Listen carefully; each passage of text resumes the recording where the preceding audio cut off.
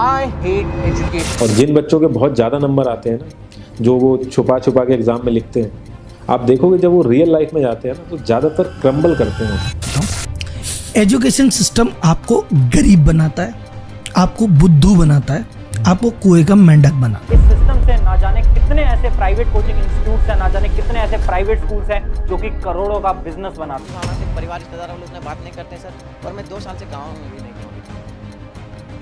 दुख है सर, क्या बोलूँ मैं अपने दुख और पीड़ा को किसी पर सामना नहीं कर सकता हूँ सर।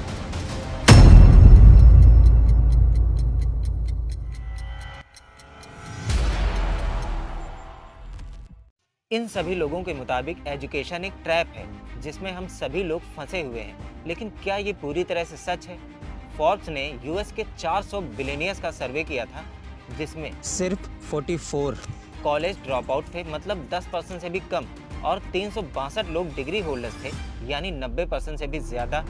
जिसमें से 22% लोगों के पास मास्टर्स की डिग्री थी, लगभग 13% लोगों के पास एमबीए की डिग्री थी, और 10% पीएचडी होल्डर्स भी थे। ये तो डेटा था यूएस का।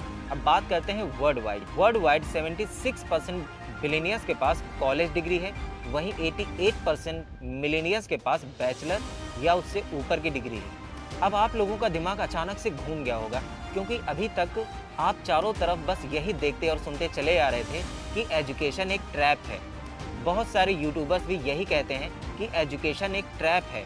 आप लोगों के सामने हमेशा ऐसे ही मिलेनियर्स या बिलियनियर्स के एग्जाम्पल्स पेश किए जाते हैं, उनके इंटरव्यूज दिखाए जाते हैं, जो लोग कॉलेज से ड्रॉप आउट होने के बाद बिलियनियर बने। दोस्तों, डिस्क्रिप्शन बॉक्स में मैंने सारे सोर्स लिंक्स डाल दिए हैं, जिस पर क्लिक करके आप खुद सारी रिसर्च और रिपोर्ट्स देख सकते हैं। तो कुल मिलाकर इसका मतलब ट्रैप एजुकेशन नहीं बल्कि कुछ और हो सकता है। हाँ, मैं मानता हूँ कि एजुकेशन सिस्टम में बहुत सारे सुधार की ज़रूरत है, लेकिन ज़रा एक बार सोच कर देखिए, अगर आप एजुकेटेड नहीं होंगे तब आपके चांसेस मिलेनियर बनने के कितने हैं? बात है साल 1806 की। नेपोलियन आर्मी और प्रशिया के बीच एक युद्ध होता है। उस समय पूरी दुनिया ये जानती थी कि प्रशिया की आर्मी सबसे पावरफुल है, लेकिन इस युद्ध में हुआ उसका ठीक उल्टा। प्रशिया उस वॉर में हार गई। उसको ये बात समझ में नहीं आई कि इतनी अच्छी और पावरफुल आर्मी होने के बावजूद प्रशिया हार कैसे गई। बहुत सारी छानबीन करने के बाद प्रशिया के लीडर्स को ये बात पता चली कि उनकी आर्मी नेपोलियन आर्मी से मजबूत तो थी, लेकिन उन्होंने अपनी आर्मी में एक चीज देखी कि उनके सोल्जर्स युद्ध के दौरान अपना भी दिमाग लगा रहे थे। वो सभी सोल्जर्स अपने खुद के एफर्ट्स भी डाल रहे थे। वहीं दूसरी तरफ नेपोलियन आर्मी सिर्फ अपने बॉस के ऑर्डर्स को फॉलो कर रही थी। जैसा उनके लीडर्स कहते थे वैसा ही उनकी आर्मी बिना कुछ सोचे समझे करती जा रही थी। अब प्रशियन लीडर्स को ये बात सताने लगी कि ये युद्ध तो हार गए, कोई बात नहीं, लेकिन आगे क्या? तो अब प्रशियन लीडर्स ने सोचा कि अपने लोगों के दिमाग को इस तरह से तैयार करना पड़ेगा कि वो अपना दिमाग बिल्कुल भी ना लगाएं। जैसा उनसे कहा जाए वो वही करें। इस तरह उन्होंने एक 8 ईयर एजुकेशन सिस्टम लागू किया, जिसे कहा गया द प्रशियन एजुकेशन सिस्टम। इस एजुकेशन सिस्टम का मतलब ये था कि लोग अपना दिमाग लगाना बिल्कुल बंद कर दें, खुद से वो कुछ भी ना सोच सकें। इसीलिए 5 साल की उम्र से लेकर 13 साल तक की उम्र तक ये एजुकेशन सिस्टम कंपलसरी कर दी गई, जिसका उन्हें वैसा ही रिजल्ट मिला जैसा उन लोगों ने सोच रखा था। अब जरा आप ही सोचिए, 5 साल के बच्चे के अंदर खुद से कुछ भी सोचने समझने की क्षमता तो होगी नहीं। उसके अंदर जो भी डाला जाएगा वैसा ही वो बन जाएगा। इस एजुकेशन सिस्टम से प्रशियन लीडर को बहुत फायदा मिला, लेकिन ये एजुकेशन सिस्टम अभी तक पूरी दुनिया में नहीं फैला था। 1760 से लेकर 1840 के बीच लोग अपने खेतों में काम करते थे, खुद से ही कलाकारी करके अच्छी अच्छी चीजें, अच्छे अच्छे प्रोडक्ट्स अपने हाथों से ही बनाकर मार्केट में बेचा करते थे। लेकिन उसके बाद धीरे धीरे बहुत सारी मशीनरी का इन्वेंशन शुरू हुआ। अब जो काम 100 आदमी मिलकर कर सकते थे वो काम एक मशीन कर सकती थी। लेकिन यहाँ पर एक प्रॉब्लम थी, मशीनें तो बनकर तैयार हो गई थी, लेकिन फैक्ट्रीज में काम करने के लिए लेबर्स और वर्कर्स की जरूरत थी। लेकिन उस समय तो लोग अपने हाथों से ही मूर्तियाँ, खाना बनाने से लेकर खेती में इस्तेमाल किए जाने वाले औजार, इसके अलावा भी बहुत सारी चीजें हर इंसान उस समय खुद ही बना लिया करता था और लोगों को बेचता भी था, पैसे भी कमाता था, खेती भी खुद ही करता था। सब खुद से ही हैंडमेड चीजें पहले चलती थी। तो अब उन फैक्ट्रीज में वर्कर्स को लाया कैसे जाए? उस समय तक प्रशियन एजुकेशन सिस्टम का कॉन्सेप्ट कई देशों में बहुत सारे लीडर्स तक पहुंच चुका था। अब बहुत सारे देशों ने प्रशियन एजुकेशन सिस्टम को अपनाना शुरू कर दिया। अब पूरी दुनिया के बच्चों के दिमाग में सिर्फ ये डाला जाने लगा कि तुम्हारा मकसद सिर्फ पैसा कमाना है। पैसा कमाने के लिए नौकरी चाहिए और नौकरी के लिए तुम हमारे पास आओगे। तो इस तरह प्रशियन एजुकेशन सिस्टम का मेन कॉन्सेप्ट कुछ ऐसा था और ये सिस्टम आज तक चलता चला आ रहा है। तो अभी तक आप ये मान चुके होंगे कि एजुकेशन सिस्टम सच में एक ट्रैप है जिससे हम कभी नहीं निकल सकते। जरा रुकिए, एक 18 साल का लड़का आदित्य जो इंटरमीडिएट के एग्जाम की तैयारी कर रहा था। इस उम्र में मैक्सिमम स्टूडेंट्स अपने करियर के बारे में सोचने लग जाते हैं। लोग इंटरनेट पर बहुत सारे आर्टिकल्स पढ़ने लगते हैं और बहुत सारे वीडियोस देखने लग जाते हैं, जो कि बहुत अच्छी बात है।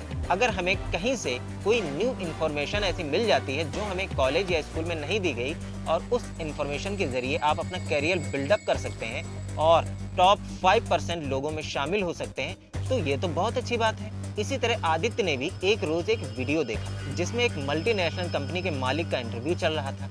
उसने बताया कि उसने बहुत पहले कॉलेज ड्रॉप आउट कर दिया था, फिर उसने खुद का बिजनेस शुरू किया। बहुत सारी परेशानियां आई, लेकिन धीरे धीरे मैंने हिम्मत नहीं हारी, किसी की बात मैंने नहीं सुनी और ग्रो करता चला गया। उस वीडियो को देखने के बाद आदित्य को बहुत मोटिवेशन मिला। अब वो जैसे जैसे स्क्रॉल करता जा रहा था उसे बस उसी टाइप की वीडियोस शो होने लगी। उसके बाद उसने एजुकेशन ट्रैप के बारे में भी ढेर सारी वीडियोस देख डाली। अब धीरे धीरे आदित्य एक नए ट्रैप में फंसता चला जा रहा था जिसका शायद उसे अंदाजा भी नहीं था। कुछ ही दिनों में उन वीडियोस ने आदित्य के ऊपर इतना असर डाला कि उसने भी अपने इंटरमीडिएट के एग्जाम ड्रॉप आउट कर दिए। अब आदित्य की हालत कुछ ऐसी हो गई थी कि ना वो घर का रहा ना घाट का, क्योंकि उसके स्कूल में कभी ये पढ़ाया नहीं गया था कि बिना एजुकेशन के बिलियनियर कैसे बना जाए, सेल्फ डिपेंडेंट कैसे बना जाए। उसके स्कूल में ना ही मोबाइल रिपेयरिंग सिखाई जाती थी, ना ही वेबसाइट डेवलप करना सिखाया जाता था और ना ही यूट्यूब पर करियर कैसे ग्रो करना है, बिजनेस आइडियाज कैसे सोचे जाते हैं, ये सब कुछ भी नहीं पढ़ाया जाता था। तो काफी ज्यादा परेशान होने के बाद जब आदित्य कुछ नहीं कर सका तब उसने फिर से पढ़ाई शुरू की और आज उसकी उम्र 30-35 की है और अभी तक वो एक साधारण सी नौकरी कर रहा है, जबकि उसने कॉलेज से अच्छे नंबरों से डिग्री हासिल कर ली। ये कहानी सिर्फ आदित्य की नहीं बल्कि आदित्य के जैसे तमाम स्टूडेंट्स की है। जानकारी नहीं। जब आपने तैयारी शुरू करी आप कितने साल के? सर उस समय हम 18 साल के थे और अभी हम 30 साल के हो गए। 30 साल। पिछले 12 सालों में आपने अपनी जिंदगी में क्या किया है? जिंदगी में सर पढ़ते गया, डिग्री लेते गया। मैंने बहुत मेहनत किया। मेहनत के साथ मैंने क्या नहीं सेक्रीफाइस किया। मैं 2 साल से घर भी नहीं गया हूँ आज तक। मेरे घर वाले भी बोलते हैं कब आओगे, क्योंकि मुझे डर लगता है कि घर जाऊँगा कुछ पैसे नहीं देंगे। मैं यहाँ पर ट्यूशन वगैरह पढ़ा के कुछ मजदूरी करके और मैं अभी तक लगातार संघर्षरत हूँ। जिंदगी में सारी चीज़ छूट गया सर, घर परिवार रिश्तेदार सारे छूट गए। हम लोग को बहुत हीन भावना से देखते हैं लोग, जो भी देखते हैं हम लोग को बहुत हीन भावना से, परिवार रिश्तेदार हम लोग से बात नहीं करते हैं सर। और मैं 2 साल से गाँव में भी नहीं गया। दुख है सर, क्या बोलूँ। मैं अपने दुख और पीड़ा को किसी पर सामना नहीं कर सकता हूँ सर।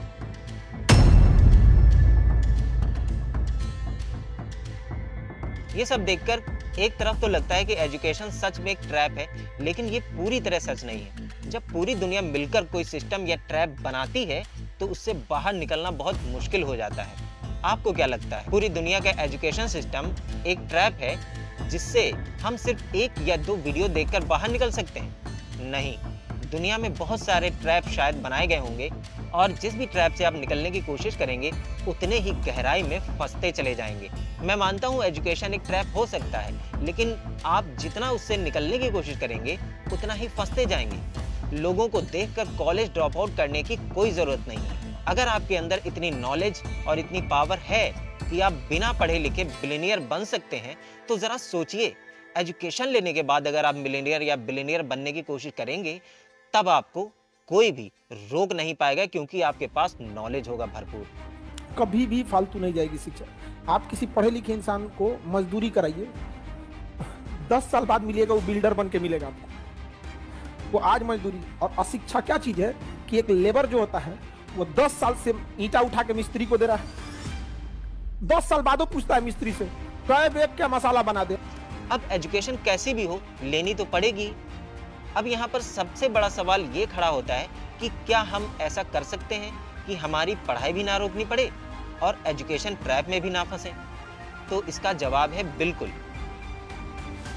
नलिनी नाम की एक महिला मुंबई के कुर्ला वेस्ट में एक स्लम एरिया में 8x10 के कमरे में अपने बेटे के साथ रहती थी, क्योंकि उसके ससुराल वालों ने उसे घर से निकाल दिया था और यही नहीं, उसके पति ने उसे तलाक दे दिया था। अब दोनों माँ बेटे छोटे से कमरे में रहते थे। उनके पास एक सेकेंड हैंड टीवी थी जिस पर प्राइवेट चैनल नहीं आते थे। उनके बेटे की जिंदगी कभी आसान नहीं। उसका बचपन बहुत बेबसी में गुजरा। 15 सितंबर 1994 को जन्मे उनके बेटे ने बचपन से ही अपनी माँ को संघर्ष करते हुए देखा। माँ एक पैकेजिंग फर्म में 8,000 रुपए की नौकरी करती थी, लेकिन 2003 में उनकी नौकरी छूट गई। उसके बाद घर का खर्चा चलाने और बेटी की फीस भरने के लिए लाले पड़ गए। कई बार तो फीस ना भर पाने के कारण बेटे को एग्जाम में बैठने तक नहीं दिया गया। कई बार दोनों को एक ही वक्त वड़ा पाव या समोसा खाकर गुजारा करना पड़ा। 11 साल की उम्र में 6ठी क्लास में पढ़ने वाला उनका बेटा टेलीविजन मरम्मत की दुकान पर तो कभी कपड़े की छोटी सी दुकान पर नौकरी करने लगा। दोनों की कमाई से भी मुंबई जैसे शहर में घर चलाना आसान नहीं था। आसपास के लोगों और नाते रिश्तेदारों ने भी मदद से इनकार कर दिया। तब एक ट्रस्ट ने उन दोनों की मदद की। ट्रस्ट ने दोनों को पुराने कपड़े, राशन, रोजमर्रा की जरूरत का कुछ सामान और उनके बेटे की स्कूल की फीस भरने में हेल्प की। स्कूली पढ़ाई के बाद कॉलेज की फीस अदा करने के लिए बड़ी रकम चाहिए थी। उनकी मां ने अपने बेटे की फीस भरने के लिए बैंक से लोन लेने की कोशिश की, पर उन्हें वो भी नहीं मिला, क्योंकि आमदनी का कोई स्थायी जरिया नहीं था, तो किस बिहाफ पे बैंक लोन देती। ऐसे में इंडियन डेवलपमेंट फाउंडेशन ने उनके बेटे को बिना ब्याज का कर्ज दिया और उसे KJ Somiya college of engineering में दाखिला मिल गया। फाउंडेशन के सीईओ डॉक्टर नारायण अय्यर कहते हैं कि उस लड़के की मेहनत और उसका आगे बढ़ने का जज्बा उसके जैसे बहुत से बच्चों को प्रेरणा देगा। कॉलेज में इलेक्ट्रिकल इंजीनियरिंग की पढ़ाई के दौरान उस लड़के को रोबोटिक्स में नेशनल लेवल के 3 और स्टेट लेवल के 4 अवार्ड मिल चुके हैं दोस्तों। इस दौरान उसने नैनो फिजिक्स में अपने इंटरेस्ट को देखते हुए उसी डायरेक्शन में आगे बढ़ने का फैसला किया। उस लड़के की प्रतिभा को देखते हुए लार्सन और ट्रूबो में इंटर्नशिप का मौका मिला और वहां से उसे Tata institute of fundamental research में 30,000 रुपए की महीने की नौकरी मिल गई। यहाँ से उस लड़के को ये एहसास होने लगा कि बरसों से रूठी किस्मत को किसी ने उसके घर का रास्ता भी दिखा दिया है। उस लड़के ने अपनी कमाई से अपने छोटे से घर की मरम्मत करवाई, जरूरत के वक्त लोगों से लिया छोटा मोटा कर्जा चुकाया और GRE और टोफल की एग्जाम के लिए आवेदन भी किया। अपने बढ़ते खर्चे को पूरा करने के लिए वो digital electronics, circuit and transmission lines, signals and system और कंट्रोल सिस्टम्स पर कोचिंग देने लगा। TIFR में जूनियर रिसर्च एसोसिएट के तौर पर काम करते हुए 2017 और 18 में उस लड़के के 2 रिसर्च पेपर इंटरनेशनल जर्नल्स में प्रकाशित हुए, जिस पर वर्जीनिया यूनिवर्सिटी की नज़र पड़ी और उस यूनिवर्सिटी ने ग्रेजुएट रिसर्च असिस्टेंट के तौर पर 5 साल के रिसर्च के लिए अपने यहाँ इनवाइट किया उस लड़के को। TIFR में उनके संरक्षक प्रोफेसर M देशमुख ने उस लड़के के हार्डवर्क को देखते हुए कहा कि वो असाधारण रूप से मेहनती है और उन्होंने अपनी लाइफ में उसके जैसा स्टूडेंट आज तक नहीं देखा। संस्थान में 3 साल की उसकी मेहनत ही उसके PhD प्रोग्राम का रास्ता बनी। नैनो एंड माइक्रो टेक्नोलॉजी में भारत को महाशक्ति बनाने का सपना देखने वाले उस लड़के का नाम है दोस्तों जय कुमार वैद्य। उसका कहना है कि वो 2 साल के अंदर अपनी माँ को भी अमेरिका लाना चाहता है, क्योंकि उसका मानना है कि उनकी माँ दुनिया की तमाम खुशियों की हकदार है। आज जय कुमार वैद्य अपनी मेहनत और अपनी एजुकेशन के दम पर अमेरिका में काम कर रहे हैं। और ऐसी कहानी सिर्फ जय कुमार वैद्य की अकेले की नहीं है जिसने एजुकेशन के दम पर एक मुकाम हासिल किया। अमित वालिया, बरखत जैसे तमाम लड़कों और लड़कियों की ऐसी कहानियां हमारे देश और दुनिया में भरी पड़ी हैं, जिन्होंने एजुकेशन ट्रैप में फंसे रहने के बावजूद अपनी बुद्धि के जरिए अपना एक नया मुकाम हासिल किया। जय कुमार की कहानी सुनकर बहुत सारे लोगों के मन में अभी एक सवाल और खटक रहा होगा। बहुत सारे लोगों को लग रहा होगा कि जय कुमार वैद्य ने अपनी एजुकेशन के दम पर एक मुकाम तो हासिल कर लिया, लेकिन वो काम तो किसी के अंडर ही कर रहे हैं, अमेरिका के अंडर ही कर रहे हैं। अपना खुद का कोई बिजनेस तो खड़ा नहीं कर पाए। इंडिया के दीपिंदर गोयल और पंकज चड्ढा का नाम शायद आप लोगों ने सुना होगा। दीपिंदर गोयल ने इंडियन इंस्टीट्यूट ऑफ टेक्नोलॉजी यानी IIT दिल्ली से BTech की डिग्री हासिल की है और पंकज चड्ढा ने भी दिल्ली IIT से ही BTech किया है। जो लोग इन दोनों को नहीं जानते उन्हें मैं बता दूं कि इन दोनों ने मिलकर जोमेटो का बिजनेस स्टार्ट किया था। इतना बड़ा बिजनेस मॉडल बनाना, डिलीवरी को आसान बनाना, एक एप्लीकेशन डेवलप करना, ये सब बिना एजुकेशन के पॉसिबल नहीं था। इन दोनों के अलावा इंडिया के रितेश अग्रवाल का नाम भी शायद आप लोगों ने सुन रखा होगा। इन्होंने भी पहले कॉलेज की डिग्री ली, उसके बाद इन्होंने Indian school of business and finance में एडमिशन लिया था। दोस्तों, रितेश अग्रवाल कोई और नहीं बल्कि ओयो के फाउंडर हैं। ऐसे बहुत सारे एग्जाम्पल्स मौजूद हैं जिन्होंने एजुकेशन के दम पर पूरी दुनिया में अपना खुद का मुकाम हासिल किया है। ऐसी ढेरों कहानियां हैं मेरे पास जिसे लेकर एक पूरी फिल्म बन सकती है और उस फिल्म के कई पार्ट बन सकते हैं। लेकिन इन सभी एग्जाम्पल्स से आपको ये समझना है कि किसी से भी इन्फ्लुएंस होकर एजुकेशन नहीं छोड़ना चाहिए। बाकी मैंने आप लोगों को ऊपर डेटा दिखाया ही है कि पूरी दुनिया में 88% मिलेनियर्स डिग्री होल्डर्स हैं, ना कि अनएजुकेटेड। तो कुल मिलाकर बात यह है कि भले ही एजुकेशन एक ट्रैप हो, लेकिन हम उसमें अपनी अगर ज़रा सी बुद्धि लगा दें तो हम इस एजुकेशन के थ्रू भी अपना कोई भी मुकाम हासिल कर सकते हैं और खुद का बहुत बड़ा बिजनेस भी खड़ा कर सकते हैं। धीरू भाई अंबानी की, रतन टाटा की कहानियां तो आप लोगों ने सुनी ही होगी, लेकिन अगर मैं आपको इन लोगों की कहानियां सुनाता तो आप इनसे कनेक्ट नहीं कर पाते, क्योंकि आप इन्हें बहुत बड़ा मान लेते हैं। अगर आप अपने आसपास भी ऐसे लोगों को देखेंगे जो आपके सामने ही गरीब थे, लेकिन अपनी पढ़ाई और अपनी मेहनत की बदौलत आज वो किसी अच्छे मुकाम पर होंगे। एक सवाल आपसे लास्ट में पूछता हूँ, आपके लिए क्या ज़्यादा आसान है, पूरा एजुकेशन सिस्टम को बदल देना या फिर खुद को जागरूक करके खुद को बदल देना? दोनों में से क्या आसान है, बताइए। दोस्तों, आप सभी का बहुत बहुत धन्यवाद कि आप लोगों ने मेरा वीडियो अंत तक देखा। इस पूरी दुनिया को अगर गहराई से देखेंगे तो एजुकेशन सिस्टम के अलावा भी बहुत सारे ट्रैप में हम सब फंसे हुए नजर आएंगे, और किसी भी ट्रैप से अगर हम निकलने की कोशिश करेंगे तो उतनी ही गहराई में और घुसते जाएंगे। वो कहते हैं ना कि दुनिया एक माया है, इसीलिए किसी की भी बातों में ना आए। कुछ भी अगर आपको दुनिया में गलत लग रहा है तो खुद सोचें और खुद निर्णय लें। कुछ वीडियोस और कुछ आर्टिकल्स पढ़कर अगर आप भी कॉलेज ड्रॉप आउट कर देंगे तो ना आप इधर के रहेंगे ना उधर के, क्योंकि एजुकेशन तो ज़रूरी है ही।